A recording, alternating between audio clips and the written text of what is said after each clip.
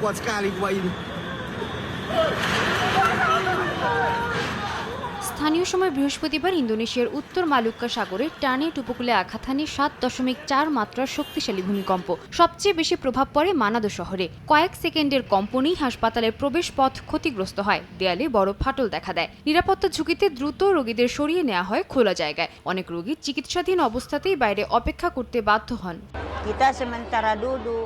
আমরা বসে চা খাচ্ছিলাম। প্রথমে মনে হয়েছিল বাচ্চারা হয়তো বিছানা নড়াচ্ছে, পরে বুঝতে পারি ভূমিকম্প হচ্ছে। তারপর আমরা নিচে নেমে জরুরি সিঁড়ি দিয়ে স্টোর রুমে গিয়ে আশ্রয় নিই।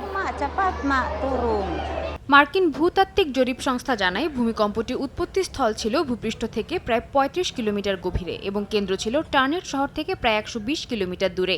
উদ্ধার সংস্থা বাসারনাস জানায় ধ্বংসস্তূপে আটকে পড়াদের খোঁজে তল্লাশি চালাচ্ছেন সেনা ও উদ্ধারকর্মীরা। আহতদের উদ্ধার করা হলেও হাসপাতালের আংশিক ক্ষতিগ্রস্ত হওয়ায় ব্যাহত হয় চিকিৎসা কার্যক্রম।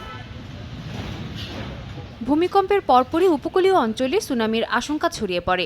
প্রশান্ত মহাসাগরীয় সুনামি সতর্কীকরণ কেন্দ্র প্রথমে ১,০০০ কিলোমিটার এলাকার মধ্যে সুনামির ঝুঁকি থাকার কথা জানায়। যদিও পরে সতর্কতা তুলে নেওয়া হয়, তবে উত্তর সুলাওয়েসির বিভিন্ন স্থানে 0.75 মিটার পর্যন্ত ঢেউ রেকর্ড করা হয়।